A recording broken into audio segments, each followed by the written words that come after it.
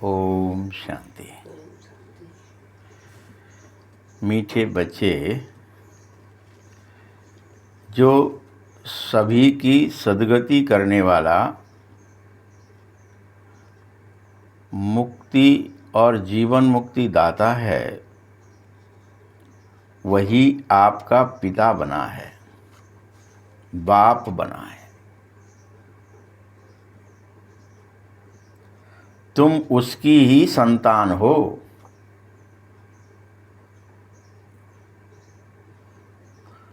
क्या तुम्हें इतना नशा रहता है?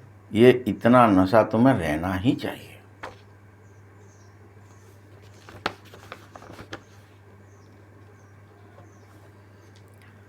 प्रश्न है, किन बच्चों की बुद्धि में बाबा की याद निरंतर नहीं ठहर सकती? ऐसे कौन से बच्चे हैं जिनकी बुद्धि में बाबा की याद निरंतर ठहर नहीं सकती? ऐसे कौन कौन बच्चे हैं? उत्तर है, जिन्हें निश्चय नहीं है पूरा।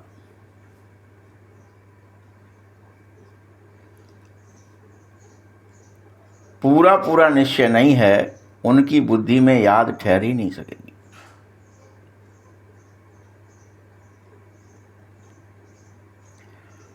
क्योंकि निश्चय के बगैर नशा चढ़ नहीं सकता है। हमें कौन सिखा रहे हैं? जब ये जानोगे ही नहीं तो भला याद किसको करोगे? बोलो।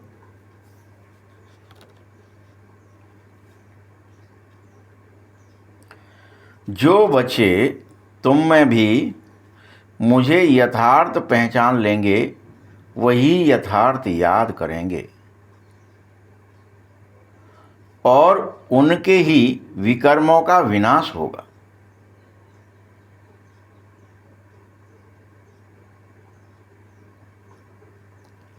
शिव बाबा स्वयं आकर के परम धाम से अपनी और परम धाम की अर्थात अपने घर की तुम्हें यथार्थ पहचान दे रहे हैं। ये याद रख लेना।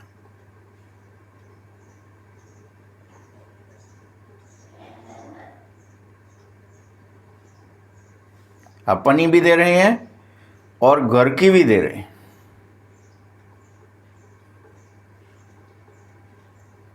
ओम शांति। तुम बच्चों को ओम शांति का अर्थ तो सदैव याद रखना ही होगा कि हम आत्मा हैं, वो हमारा घर शांति धाम है, निर्माण धाम है, मूल वतन है, आदि आदि। ये तो सदैव बुद्धि में रखना होगा।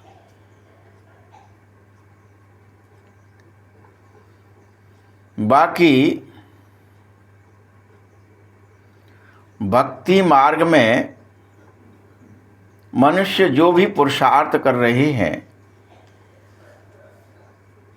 उनको तो ये पता ही नहीं है कि हमें कहीं जाना भी है, और अगर जाना है तो कहाँ जाना है, ये पता ही नहीं है।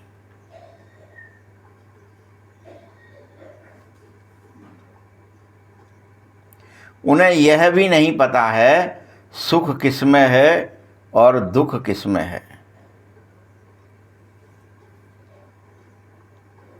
कुछ पता नहीं है।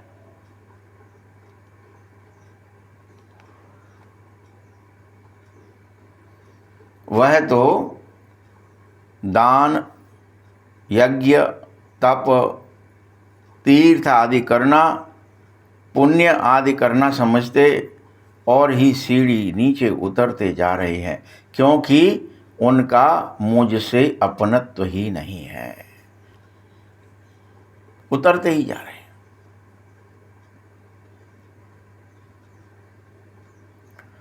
जब तक तुम मुझे यथार्थ पहचान नहीं लोगे, तब तक कोई भी क्रिया करते रहो, सीढ़ी नीचे उतरनी ही पड़ेगी। इसीलिए पहचानो अपने घर को यथार्थ पहचानो और मुझे याद करो।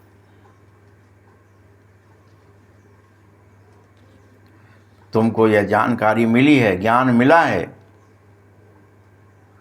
जैसे ही तुम्हें यह ज्ञान मिल जाता है, यह सत्य भाषित हो जाता है, तो ऑटोमेटिक तुम्हारी भक्ति बंद हो जाती है, क्योंकि तुम्हें विश्वास हो गया कि परमात्मा है, परम धाम मेरा घर है और मुझे उसके पास ही जाना है। उसकी याद सताने लगे, याद सताने वाली हो जाए।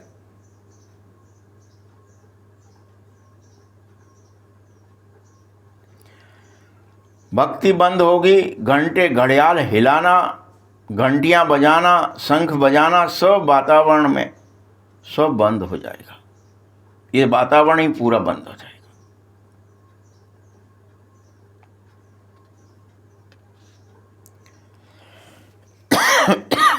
नई दुनिया और पुरानी दुनिया में जो फर्क है वह समझ में आ जाएगा।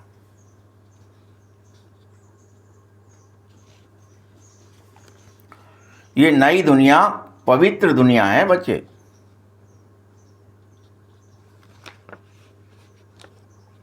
जिसमें तुम्हें चलना है। तुम बच्चों की बुद्धि में अब मेरी याद के साथ साथ सुखधाम भी याद आ जावे। स्वर्ग को सुखधाम कहा जाता है और नरक को दुखधाम कहा जाता है। ये दुखधाम भूल ही जाओ।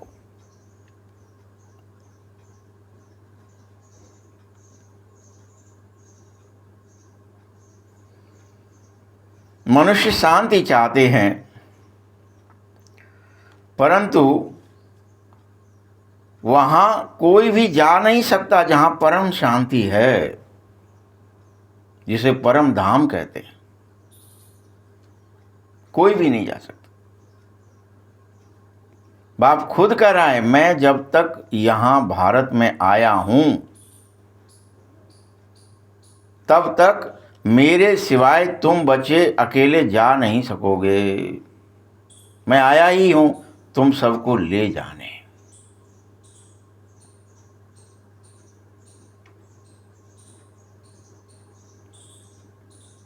इस भारत में ही शिव जयंती मनाई जाती है,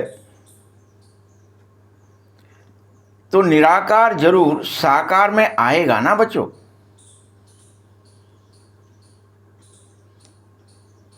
याद रखना, निराकार को भी एक्टिंग करने के लिए साकार में आना पड़ेगा। शरीर बगैर आत्मा भी कुछ नहीं कर सकती है, तो शरीर बगैर परमात्मा भी कुछ नहीं कर सकते। तुम्हें ज्ञान कैसे देंगे? मुरली कैसे सुनाएंगे? कोई बात कैसे बताएंगे? इंद्रियां चाहिए, मार्गदर्शन तो जरूर चाहिए। बगैर शरीर तो आत्मा भटकती है, कभी कभी तो दूसरे तन में भी प्रवेश कर लेती है।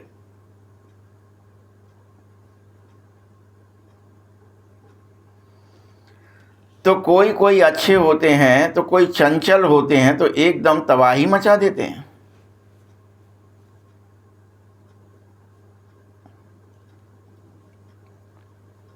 इसीलिए आत्मा को जरूर शरीर चाहिए ही चाहिए। वैसे ही मुझ परम पिता परमात्मा को भी अगर शरीर ना हो तो मैं भल इस भारत में आकर क्या ही करूंगा? बोलो। भारत तो अविनाशी खंड है ना बच्चे। सतयुग में एक ही भारत खंड होता है, पूरा विश्व, पूरी पृथ्वी। बाकी सब खंड विनाश हो जाते हैं। गाते भी हो ना, आदि सनातन देवी देवता धर्म था। रहने दीजिए, रहने दीजिए।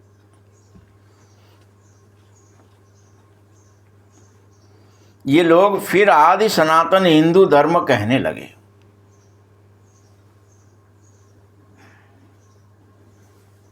वास्तव में शुरू में कोई हिंदू नहीं, सब देव और देवियां ही थे। सब के सब।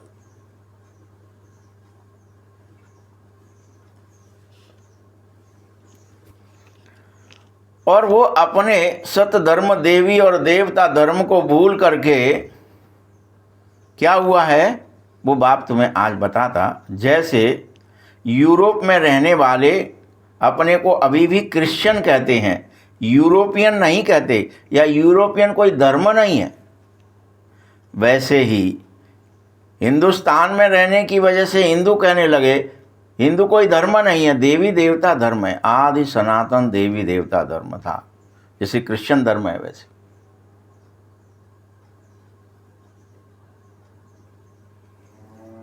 तो ये हिंदू धर्म में रहने की बात ही नहीं थी, ये हिंदुस्तान में रहना तो तुमको हिंदू कह दिया। ये देवी देवता धर्म तो बहुत ही श्रेष्ठ है। सभी देवी देवता 16 कला संपूर्ण, संपूर्ण निर्विकारी और मर्यादा पुरुषोत्तम थे, संपूर्ण अहिंसक थे। और वही 84 जन्म लेते लेते धर्म भ्रष्ट हो गए हैं, कर्म भ्रष्ट हो गए हैं, पतित हो गए, देवता से एक तरह से दैत्य ही बन गए हैं।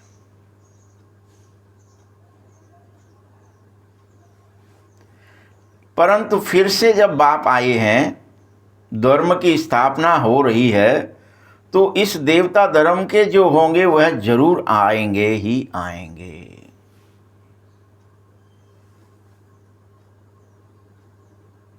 उन्हें यह एकदम टच हो जाएगा। अगर कोई आता है और उसको निश्चय नहीं होता है, न बाप में, न ज्ञान में, न योग में, न ड्रामे में, तो तुम्हें समझ लेना चाहिए कि यह इस धर्म का है नहीं। तुम्हें उसमें माथापच्ची करने की जरूरत नहीं है, ज़्यादा नहीं है तो नहीं है, जो होगा वही आएगा।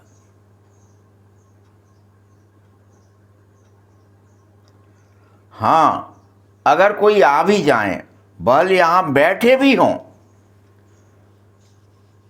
तो भी उनकी समझ में कुछ आएगा नहीं ये ज्ञान। बैठे होंगे, बस बैठे हैं, सब बैठे हैं, इसलिए हम बैठे। क्या हो रहा है नहीं मालूम, क्या सुनाया जा रहा है नहीं पता।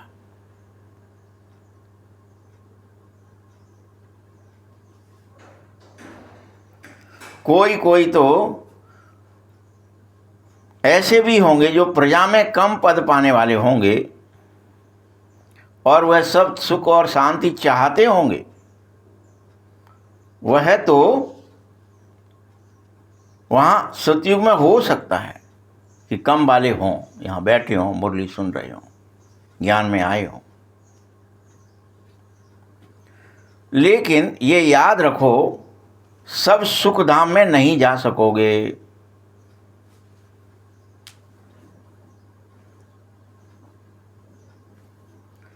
फिर ड्रामा अनुसार बाकायदे सब धर्म 5000 वर्ष के अंदर अपने अपने समय पर फिर से आना शुरू हो जाएंगे। उनके धर्म पिता आएंगे और वो स्वयं भी उस धर्म के अनुयायी भी आएंगे।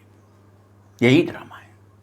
और हर कल्प आते हैं, फिर यही जो देवी देवता धर्म का झाड़ है, उसी में से अनेक झाड़ वृद्धि को पाते हैं, इसी में से टहलियाँ निकलते हैं।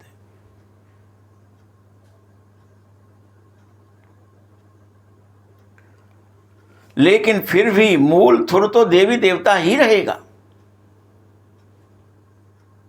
वह तना है, वह नहीं मिट सकता।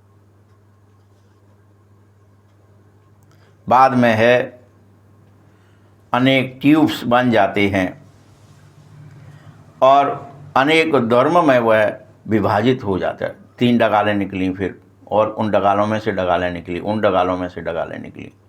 तो ऐसे ट्यूब्स बनते, ये सब होता है। लेकिन याद रखना 2500 वर्ष तक कोई भी ना ट्यूब निकल सकती है और मूल थुर ही रहेगा, और वह झाड़ वृद्धि को भी पाएगा।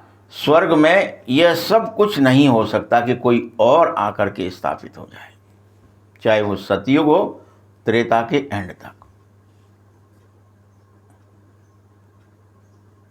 यह सारे धर्म द्वापर से ही निकलते हैं, उससे पहले निकल ना सके।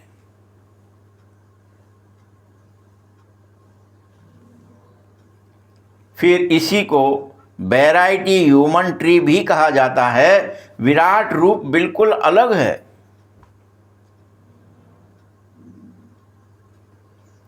यह है वैरायटी धर्मों का झाड़ है। और यहां अभी देखो किस्म किस्म के मनुष्य हैं। अनेक धर्म, जातीय, संप्रदाय, देश आदि बन करके कितने इस भारत के खंड खंड हो गए हैं। एक था, पूरी पृथ्वी पर एक छत्र राज्य था, लक्ष्मी नारायण का और राम सीता का। वो अनेकों जन्मों तक था, 21 पीढ़ियों तक था।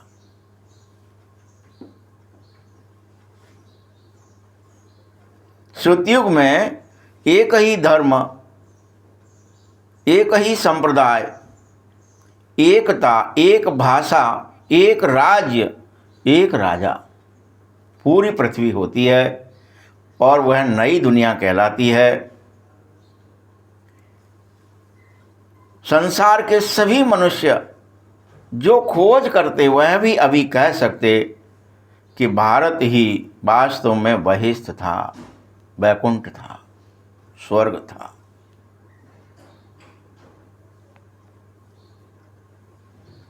बहुत ही साहूकार था। अब सोचिए, जब 1400 साल पहले चाणक्य के टाइम में भारत को सोने की चिड़िया और मोहरें चलाई जाती थी, अभी द्वापर में 1400 साल मतलब क्या हुआ? 1250 वर्ष मतलब कलयुग, तो उससे पहले।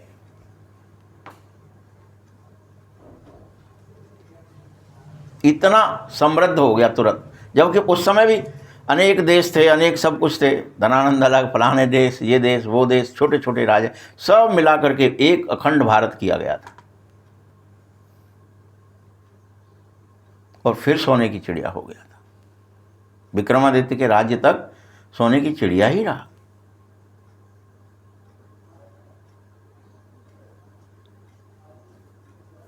ये बहुत ही साहूकार था। इसीलिए इस भारत का पूरे विश्व में अभी भी बल छोटा रह गया है, लेकिन बहुत मान मिलता ही रहेगा।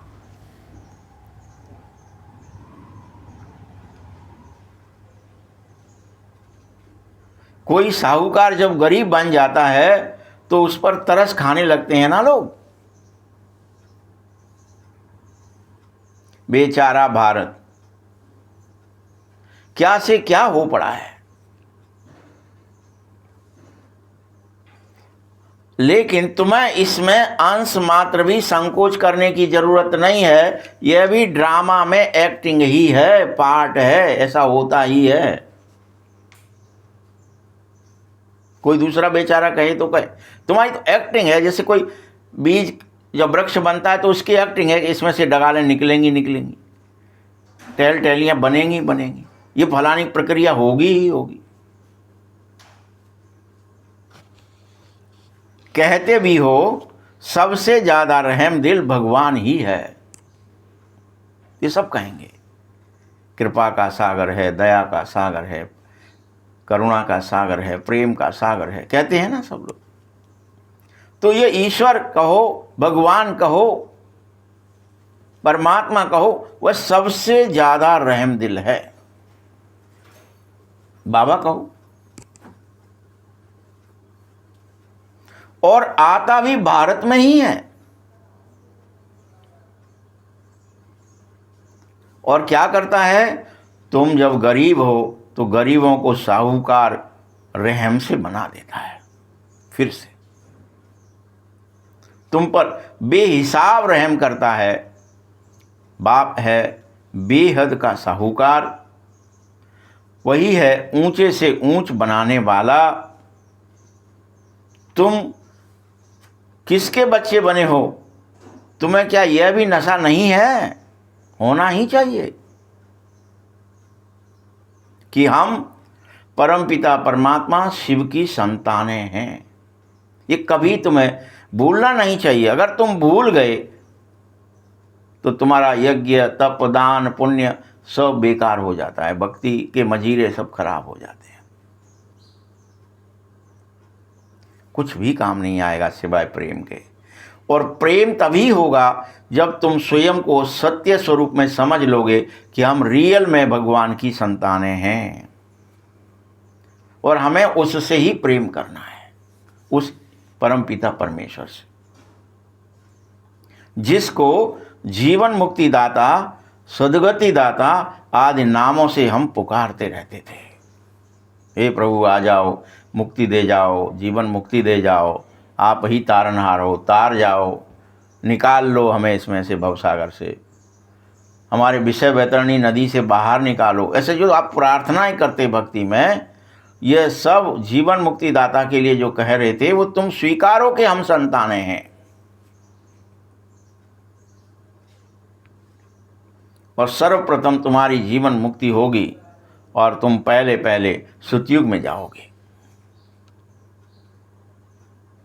प्यार करो। अभी सब जीवन के बंधन में बंध पड़े हैं। हाय मर गए, क्या करेंगे, शरीर है, ये करना ही पड़ेगा, हाय मरे हाय मरे हाय मरे। जीवन के बंधन में बंधे पड़े हो। भक्ति में बल पुकार रहे थे, बाबा बंधनों से छुड़ाओ, परंतु अभी तुम पुकार भी नहीं सकते। तुम्हें तो यथार्थ पता है ना कि मुझे तो बस बाबा को याद करना है। याद मात्र से ही तुम्हारा सब बदल जाएगा, अपनत्व आएगा और तुम्हें मेरे साथ घर की भी याद आएगी, बेहद सताने वाली याद। तुम यह भी जानो कि बाप को ज्ञान का सागर कहा ही जाता नहीं है, ये रियल में वह है, वही है संसार की हिस्ट्री ज्योग्राफी का सार सार समझाने वाला, नॉलेजफुल। बाबा खुद कहते हैं, मैं भगवान नहीं हूं, मैं तो तुम जो देह से न्यारा देही अभिमानी बनना नहीं चाहते, इसके लिए मुझे तुम्हारे पास आना पड़ा है।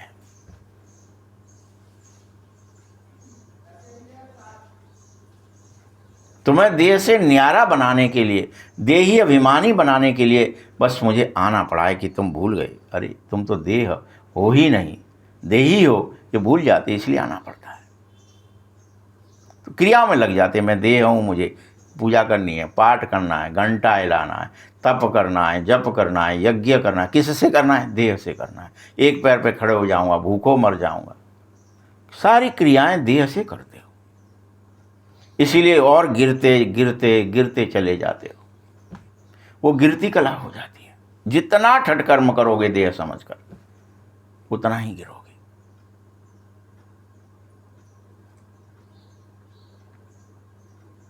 तुम्हें हर हाल में देही अभिमानी बनना है। सारी दुनिया को, अकेले तुमको नहीं, अपने शरीर को भूलना है। ये जिम्मेदारी है बाबा की। इस शरीर को भूलो।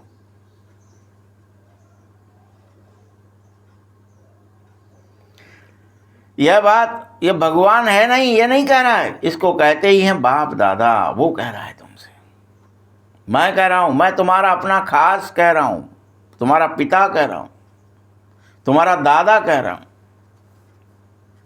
जो ऊंचे से ऊंचा है वो कह रहा है, बल मैंने भी पतित पुराना तन इस बात को कहने के लिए लिया है कि तुम सब देह के पूरी तरह से भान को भूलना ही पड़ेगा, भूलना ही है। इतनी बात कहने के लिए बाबा को परम धाम से आना पड़ा है।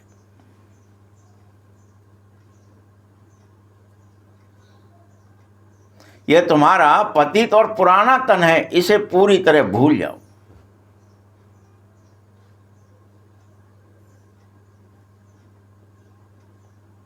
महिमा एक बाप की ही है बस।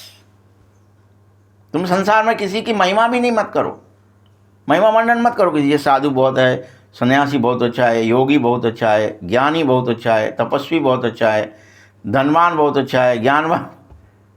महिमा भी एक बाप की, उसके द्वारा सारे गुण प्रदत्त हैं। उस बीज की महिमा है जिसे ये वृक्ष बना है।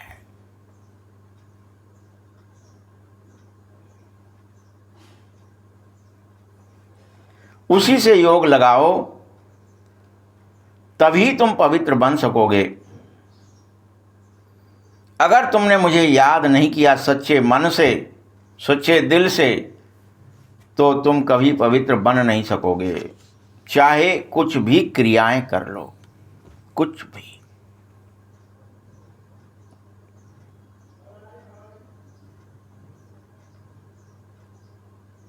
उल्टा पिछाड़ी में हिसाब किताब चुकतू कर सजाएं खाकर जाना पड़ेगा।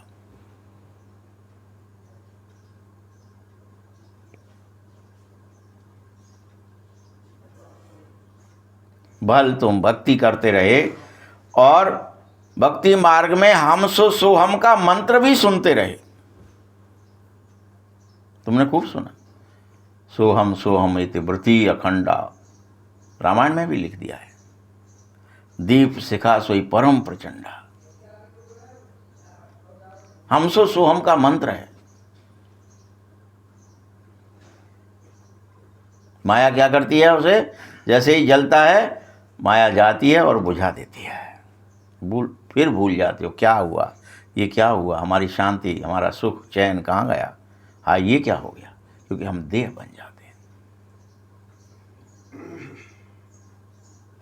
हम आत्मा सो परम पिता परमात्मा के बच्चे ऐसा नहीं है। हम सो आत्मा यही परमात्मा है। यह मंत्र गलत है, यह तुम्हें विमुख कर देगा कि हम आत्मा ही भगवान है।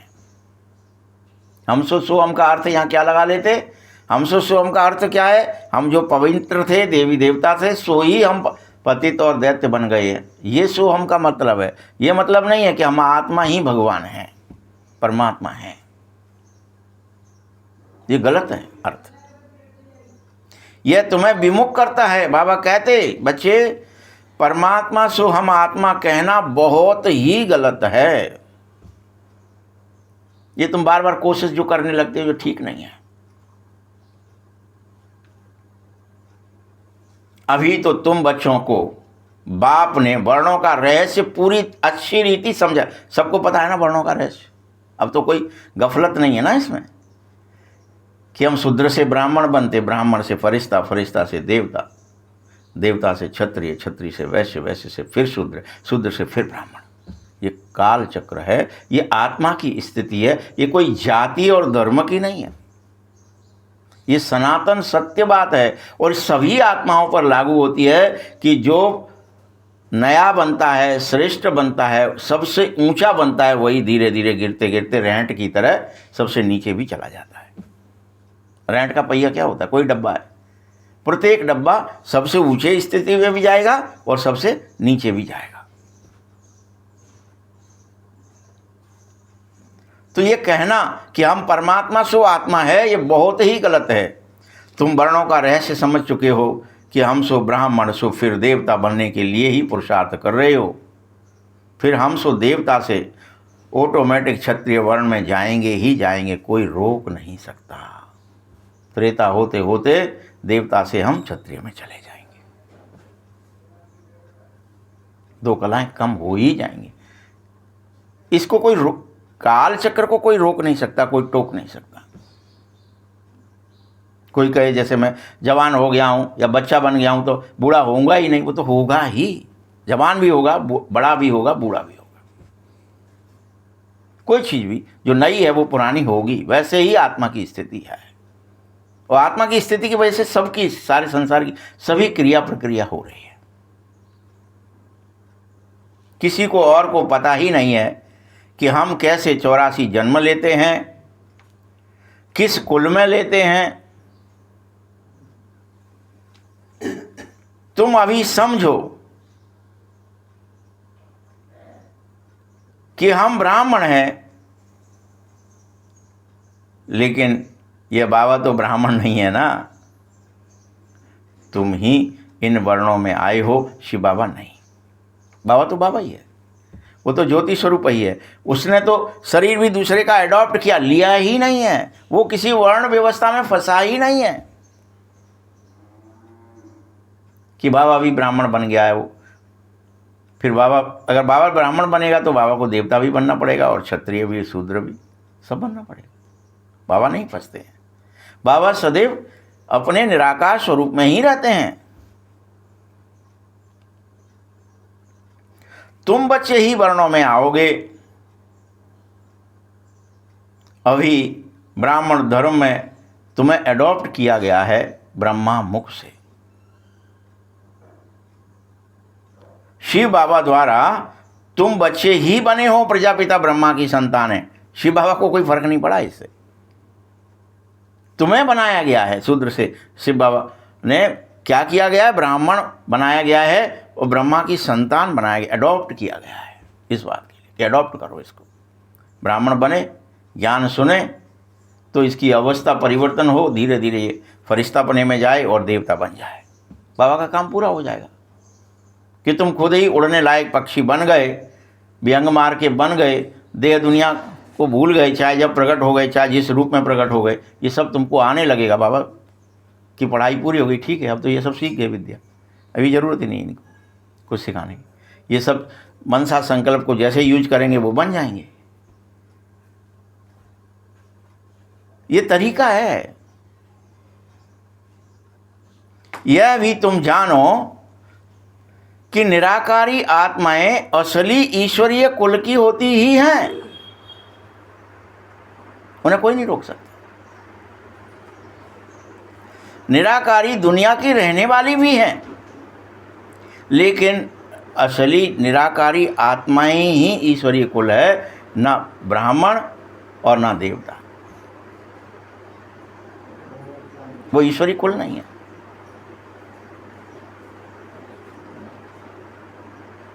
तुम्हें पाठ बजाने आना ही पड़ता है। वहां से तुम आए हो, फिर तुमने ही देवता कुल में 8 जन्म लिए, ये याद रख लो। ये हर कल्प तुम्हारे साथ ऐसा होता है। तुम परम धाम से आते हो, फिर तुम यहीं पर पहले फरिश्ता यहीं बन जाते हो, और फरिश्ता के बाद क्या कर देते हो, 8 जन्म देवता कुल में लेते हो, 1-2 नहीं लेते। वो पूरा सतयुग होता है। 16 कला संपूर्ण होते हो, संपूर्ण निर्विकारी होते हो, मर्यादा पुरुषोत्तम होते हो, संपूर्ण अहिंसक होते हो।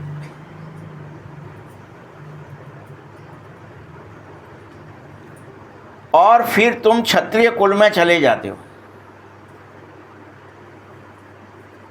वहां भी तुमको 12 जन्म लेने ही पड़ते हैं। फिर वैश्य कुल में भी जाते हो। बाबा समझाना यह चाहता है कि तुमने इतने जन्म देवी कुल में लिए, बस फिर तुम इतने जन्म क्षत्रिय कुल में लेते हैं। इस तरह से ये 84 जन्म का चक्र चलता है जो बाप तुम्हें समझा रहा है। शूद्र कुल में 42 जन्म लेने पड़ते हैं। वैश्य जन्म में वैश्य बन करके 21 जन्म लेती आत्मा लेती है। सभी आत्माएं वैश्य कुल में चली जाती हैं। उस समय की सारी, इस समय सब जो कलयुग में है वो सब शूद्र कुल में हैं, और उसके 42 जन्म हैं।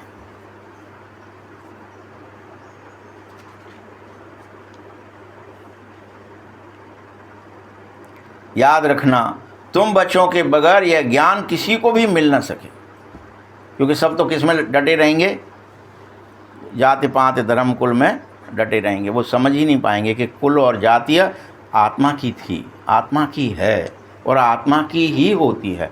आत्मा ही ब्राह्मण बनती है, आत्मा ही फरिश्ता बनती है, आत्मा देवता बनती है, आत्मा ही क्षत्रिय वैश्य और शूद्र बनती है। ये आत्मा का कुल है, किसी शरीर का नहीं।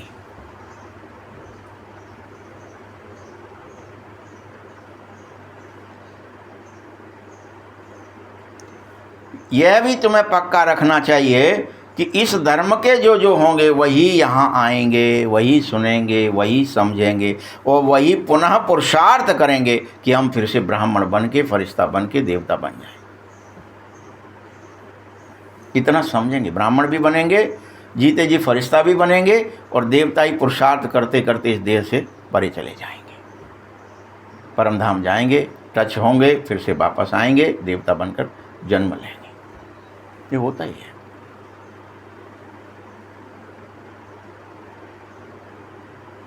वानर बने, युद्ध हुआ, रावण मरा, फिर सबसे पुनः क्या दिखाया, वो सब अपने धाम चले गए और वहाँ से देवता बन करके अपने देवलोक में आए। ये नहीं कहा कि वो आकर के राम राज्य में रहे।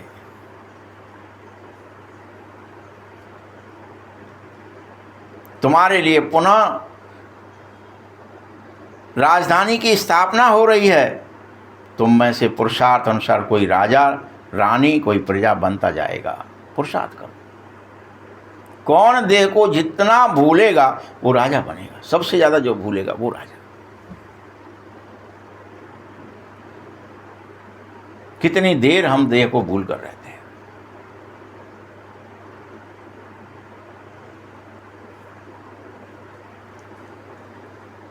तो कोई प्रजा में भी जाएंगे, कोई साहूकार भी बने। कारण क्या है, जितना जिसको भूलना है वो उतना ही पुरुषार्थ करके पद पाएगा।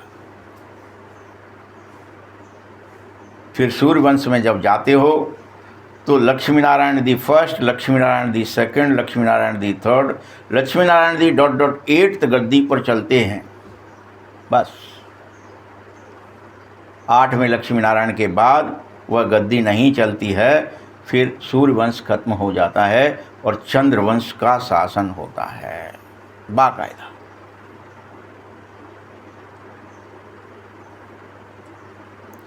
लेकिन सूर्यवंश के बाद जो क्षत्रिय वंश अर्थात चंद्रवंश होता है वह भी फर्स्ट, सेकंड, थर्ड ऐसे ही चलता है 12 तक।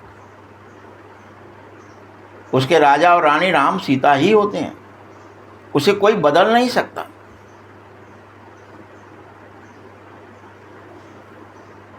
यह बात तुम्हें स्पष्ट समझ लेनी चाहिए। और वहाँ उनकी बात सब मानते हैं। राम पे राज्य पे बैठ गए, अब सब पूरे प्रजा जन सारा विश्व उन्हीं की बात का अनुसरण करेगा। सब अनुशासन में होंगे, इसलिए कोई पर किसी का शासन, राम का भी शासन नहीं होगा। राम राज्य होगा लेकिन शासन किसका होगा, खुद का खुद पर, अनुशासन। और जब हम अनुशासन में नहीं रहते तो हम पर दूसरों का शासन द्वापर से शुरू हो जाता है कि ये राजा हम पर शासन कर रहा है, ये हमसे टैक्स मांग रहा है, ये हमको देना ही पड़ेगा, ये हमारी मजबूरी। क्या शासन दूसरे का हो गया, माया का हो गया, मैं मेरे का हो गया। शरीर का शासन हो गया, इंद्रियों का शासन हो गया, मन का शासन हो गया तुम्हारी आत्मा के ऊपर, बुद्धि का हो गया, संस्कारों का हो गया। इसलिए प्रकृति भी शासन करती है तुम्हारे ऊपर और माया भी। तो अनुशासन मत छोड़ो। जो अनुशासन में रहेंगे अभी भी उन पर शासन नहीं हो पाएगा।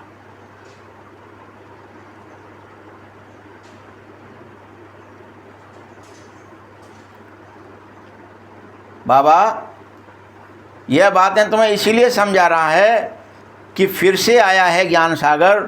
जब ज्ञान सागर जब जब आता है तब भक्ति खल्लास हो जाती है, ढोल मजीरे बजना बंद हो जाते हैं, यप तप यज्ञ दान पुण्य सब खत्म हो जाता है। बस बाबा एक ही बात कराता है, रात खत्म हो गई, दिन होने वाला है, मुझे याद करो। ये अमृत वेले का समय है।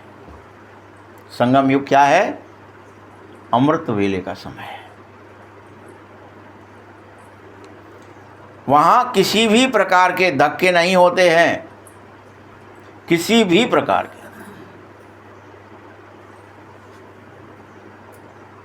सब तरफ आराम ही आराम होता है, कोई हंगामा नहीं हो सकता, किसी तरह का कोई हंगामा नहीं, यानी कि कोई घंटियां बजानी पड़ेंगी, मंदिर बनाने पड़े, नहीं, हंगामे की बात ही नहीं हो सकती। सतयुग और त्रेता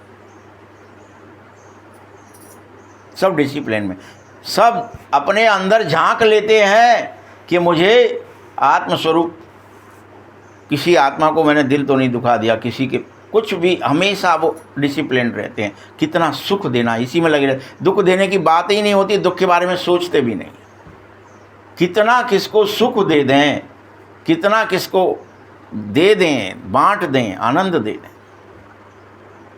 जैसे यहाँ हर कोई कह रहा है ना, हम दे दें, पेड़ कह रहे हैं हम देंगे, पृथ्वी ने कहा नहीं मैं तुम्हें दे रही हूँ, तुम मेरे बच्चे हो, तुम किसी को मत देना। नहीं नहीं माँ, आपने हमें भले ही भोजन दिया है, सब दिया है, व्यवस्थाएं जड़ों से की हैं, सूरज ने हमें फोटोसिंथेसिस से भोजन दिया है, शक्ति दी है, लेकिन हम भी फल देंगे, फूल देंगे, छाया देंगे, हम बगैर दिए रह न सकेंगे। कोई ऐसा है ही नहीं प्रकृति के अंदर जो देता ही नहीं हो। समुद्र भी क्या कहता है, हमारे पास कुछ भी है हम बादलों को देंगे। बादल कहता है मैं क्यों अपने पास रखूं, मैं पृथ्वी को दूंगा। होड़ लगी है, मैं दूंगा, मैं भी दूंगा, मैं भी दूंगा, कोई रखता ही नहीं है अपने पास। आदमी है बस हमें दे जाओ, देना ना पड़े। क्या इसलिए दुखी हो गए? वो दुखी हैं क्या? कोई दुखी नहीं।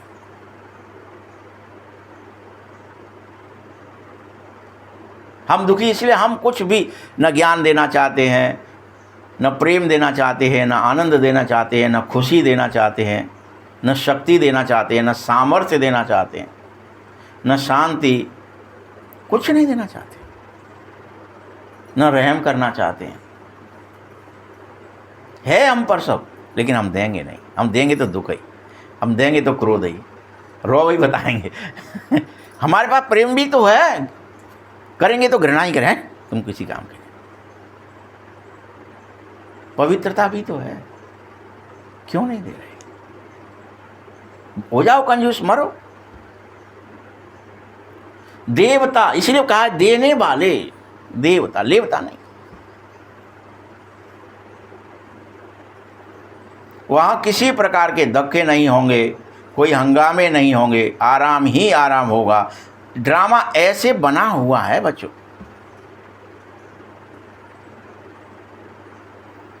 भक्ति कल्ट में ही बाप आते हैं, सबको वापस जरूर जाना पड़ेगा, फिर नंबरवार उतारना पड़ता है।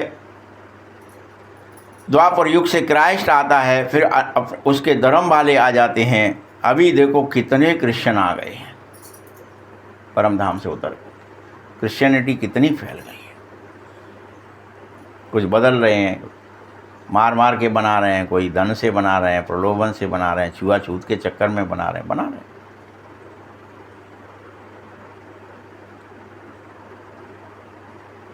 जैसे क्राइस्ट क्रिश्चियन धर्म का बीज है, वैसे ही इस पूरी सृष्टि का, मनुष्य सृष्टि का आदि सनातन देवी देवता धर्म का बीज भगवान शिव है, परम पिता परमात्मा शिव है। बीज है बाबा।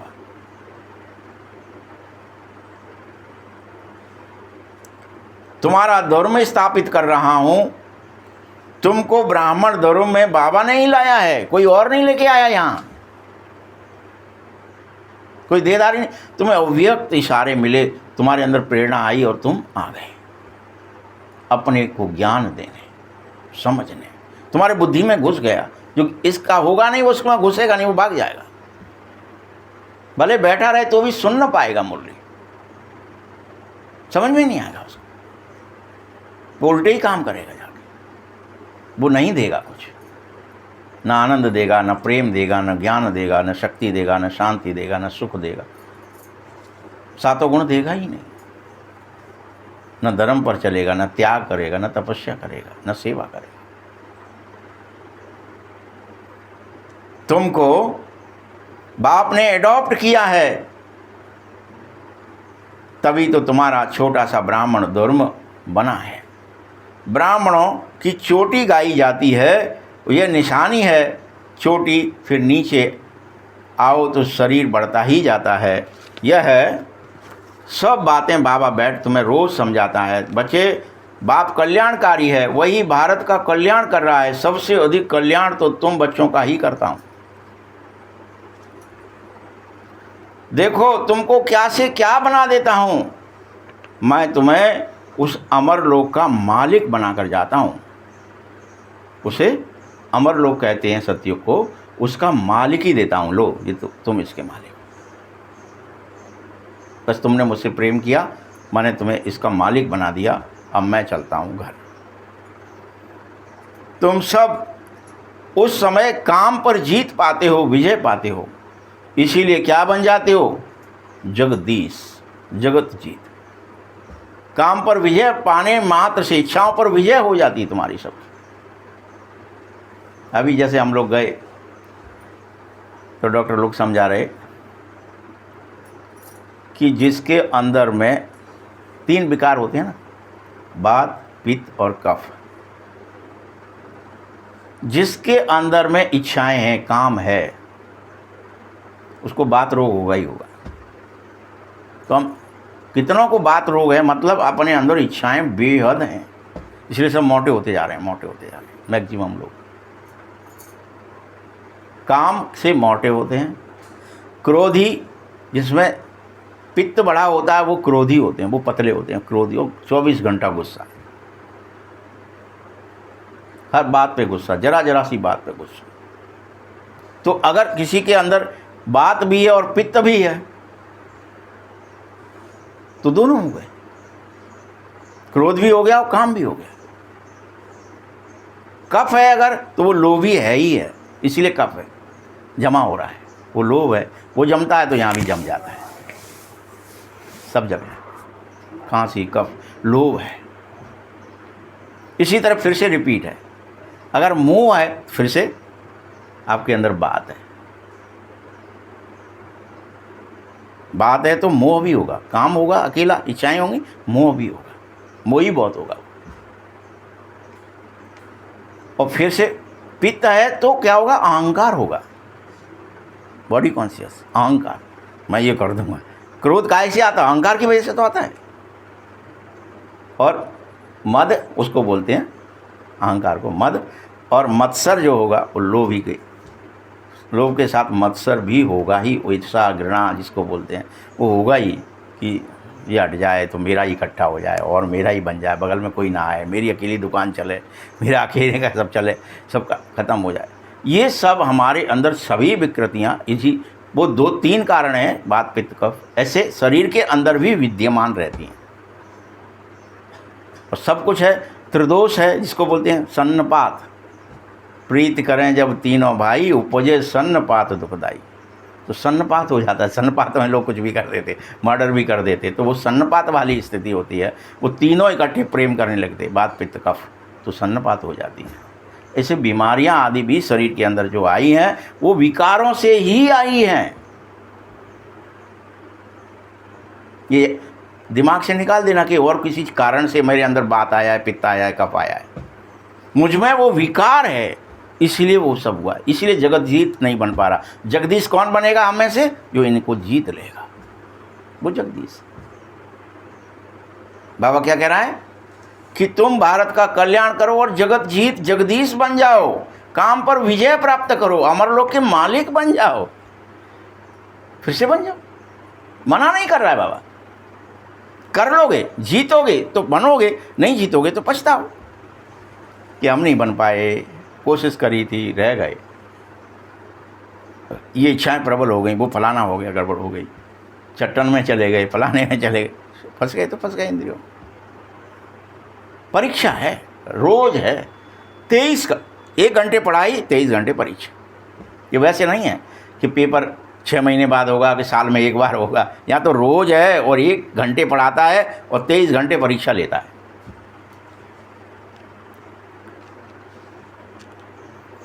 तुम बच्चे जानो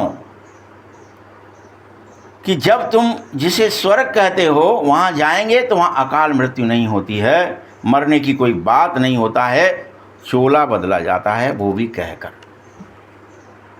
इसलिए वो अमर लोक कहलाता है। कहकर बदल, भैया ये पुराना हो गया, अब मैं इसको बदल रहा हूँ, जरा दाग लग गए, धब्बा आ गया, दूसरा नया पहनेंगे। खुशी खुशी पहनते हैं, इसलिए ढोल बजाए जाते हैं, गाने गाए जाते हैं, भोज करे जाते हैं, भोजन दे दो भैया। 13वीं नहीं होती थी, भोज होते थे। बड़ी खुशी की बात है कि अगले को नया वस्त्र मिल गया।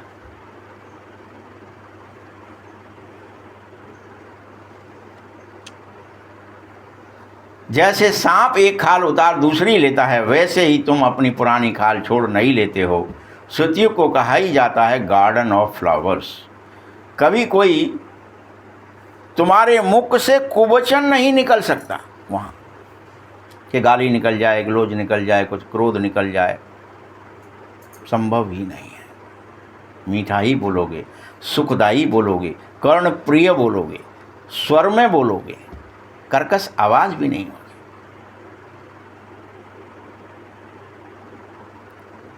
यह सब तो कुवचन आदि यहाँ ही कुसंग के कारण हो रहे हैं, माया के संग के कारण है। जो तुम गाली भी देते हैं, कुछ भी कर देते हैं, कैसे भी क्रोध भी कर देते हैं, चिल्ला भी देते हैं, सब करते हैं, झूठ भी बोलते हैं। जो वाणी तो है वो झूठ बोलना भी। इसीलिए इसका नाम रौरव नरक अर्थात रौख नरक है। जहाँ पुरानी जगह पुरानी हो जाती है, जैसे तो म्युनिसिपैलिटी वाले पहले से ही खाली करा देते हैं। बाबा भी कहता है पुरानी दुनिया होती है तो मुझे आना पड़ता है खाली करवाने। चलो अब ये बहुत हो गया यहाँ खेल, सब बहुत आ गए इकट्ठे, चलो वापस चलो कर, चलो बहुत आ गए कचरा फैला रहे हो सब। अब वो म्युनिसिपैलिटी बनकर आ रहा है बाबा, और सबको एकदम काटो, ले चलो, पटको। ज्ञान से सद्गति है, राजयोग सिखाया जाता है, भक्ति में तो कुछ भी नहीं है। हाँ, जैसे दान पुण्य करते हैं तो अल्पकाल के लिए सुख मिल जाता है, राजाओं को भी सन्यासी लोग वैराग्य दिला देते हैं, तो ये कागविष्ठा समान सुख है। तुम बच्चों को बेहद का वैराग्य सिखा रहा हूँ। पुरानी दुनिया, अब सुखधाम को याद करो और वाया शांति धाम सुखधाम में आने की कोशिश करो।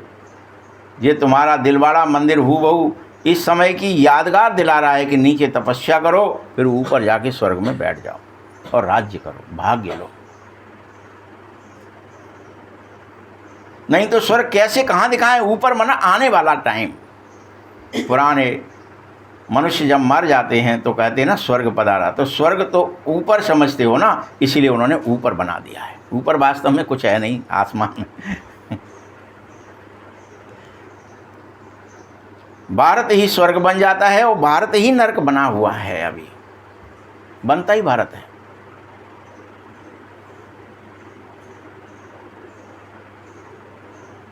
यह मंदिर आदि सब बाद में बनते हैं। स्वर्ग में तो भक्ति होती ही नहीं है, वहाँ तो चारों तरफ सुख ही सुख है, कोई क्रिया नहीं है।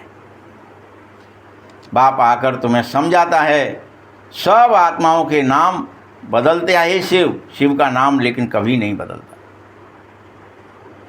भगवान का नाम नहीं बदलता है, बाबा का नाम नहीं बदलता है। आत्माओं के तो जितने शरीर उतने नाम। उसका अपना शरीर ही नहीं है, शरीर बगैर पढ़ाएगा कैसे? प्रेरणा की तो कोई बात नहीं है। प्रेरणा का अर्थ भी है विचार करना, तो विचार से नहीं पढ़ाता हूँ, बाकायदा आता हूँ ऊपर से। प्रेरणा की कोई बात नहीं होती इसमें। जिस बच्चे को बाप की पहचान हो जाती है उसको मेरे प्रति निश्चय हो जाता है। जिसको निश्चय हो जाता है उसको मेरी याद आती है और उसकी बुद्धि में याद ठहर जाती है। निश्चय नहीं है तो याद कैसे ठहरेगी? किसकी याद करना है, क्या करना है, पता नहीं। कौन है, किसे पुकारें, कब पुकारें, कैसे पुकारें, पता ही नहीं। हमको कौन सिखा रहा है यह जानोगे ही नहीं। बाबा की याद से तुम्हारे विकर्म विनाश होते हैं। जन्म जन्मांतर तुम ज्योतिर्लिंग को याद करते रहे, समझते हैं यह भगवान है। भाई भगवान नहीं है, ये उसका फोटो है, चिन्ह है कि वो निराकार ज्योतिर्लिंग है। वो इतना बड़ा नहीं है, वो तो फोटो है। कोई का बड़ा बना देते, कोई छोटा बना देते। वो इतना बड़ा पोस्टर बना दो आप उतने बड़े थोड़े ही हो जाएंगे। बाबा कहता मुझे प्रकृति का आधार तुम्हारे लिए लेना पड़ता है, नहीं तो तुमको सृष्टि चक्र का राज कैसे समझाऊंगा मैं? यह रूहानी ज्ञान कैसे दूंगा? यह ज्ञान एक ही बार बाप देता। बाबा को कोई पुनर्जन्म नहीं लेना है, तुम्हें लेना है। तुम सब एक्टर फिर से पार्ट बजाओगे। निर्वाण में कोई भी जा नहीं पाओगे, मोक्ष किसी को नहीं होगा। काटे जाओगे फिर बोए जाओगे, तब तक रखे जाओगे बस। ये नहीं कि जन्म आवागमन से मुक्त हो गए, अब तो कभी नहीं आना पड़ेगा, आनंद आ गया, अब तो जन्मना ही नहीं पड़ेगा, खेल में शामिल ही नहीं, ऐसा नहीं है। नंबर 1 विश्व के मालिक बनाता हूँ। मनुष्य समझते मोक्ष मिलता, कितने मत मतांतर हो गए इस समय, बात मत पूछो। मीठे बच्चों, वृद्धि को पाते ही रहते हो, वापस कोई भी गए ही नहीं हो। बाप आकर के 84 की कहानी बता रहा है, तुम बच्चों को पढ़कर फिर पढ़ाना भी है। रूहानी नॉलेज तुम्हारे सिवाय कोई दे न सकेगा, न शूद्र न देवता दे सकते हैं। तुम जब शूद्र हो तब भी नहीं तुम्हारे अंदर आत्मज्ञान होता, जब तुम देवता बन जाते हो फिर भी नहीं रहता। आत्मा का ज्ञान रहेगा, लेकिन ये ड्रामे का ज्ञान नहीं रहेगा, दे नहीं सकोगे। सतयुग में दुर्गति होती नहीं है जो ज्ञान देना पड़े, वहाँ तो सब सदगति में ही होते हो तुम। एक दूसरे को देंगे क्या, तो सभी सदगति में है।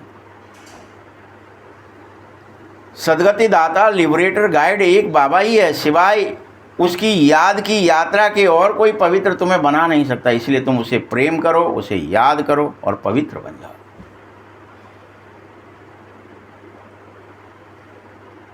सजाएं भी खानी पड़ेंगी अगर याद नहीं करोगे तो। ये भी दिमाग से निकाल देना कि हमारा क्या होगा, कुछ नहीं होगा, काहे की सजा है। या कोई तैयार भी हो जाते हैं, बेशरम होते हैं, तो क्या है, 2 डंडे ही तो पड़ेंगे, कर देंगे हाथ लेकिन सजाएं तो खानी पड़ेंगी। पद भी भ्रष्ट हो जाता है, सबका हिसाब किताब है जो चुकतू करना ही पड़ेगा हर एक को। तुमको तुम्हारी ही बात समझा रहा हूँ, और धर्मों में जाने की बात नहीं कह रहा हूँ कि तुम धर्म बदल लो या कुछ बदल लो, उससे बच जाओगे, नहीं बच सकते।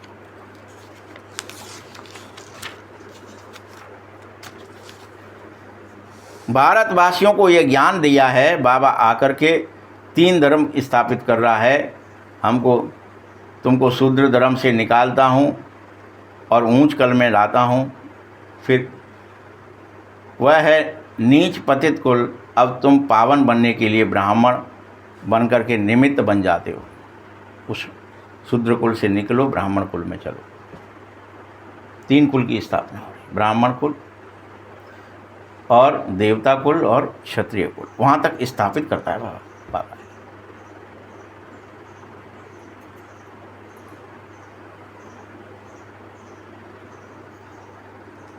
इसको रुद्र ज्ञान यज्ञ कहा जाता है। रुद्र शिव बाबा ने रचा है, इसलिए उसको रुद्र यज्ञ कहते। इस बेहद के यज्ञ की सारी दुनिया, पुरानी दुनिया इसमें आहुति पड़ जाएगी, देह अभिमान आहुति पड़ जाएगा, फिर नई दुनिया स्थापित हो जाएगी, पुरानी खल्लास हो जाएगी। तुम यह ज्ञान लो नई दुनिया के लिए। देवताओं की परछाई पुरानी दुनिया पे पड़ ही नहीं सकती है।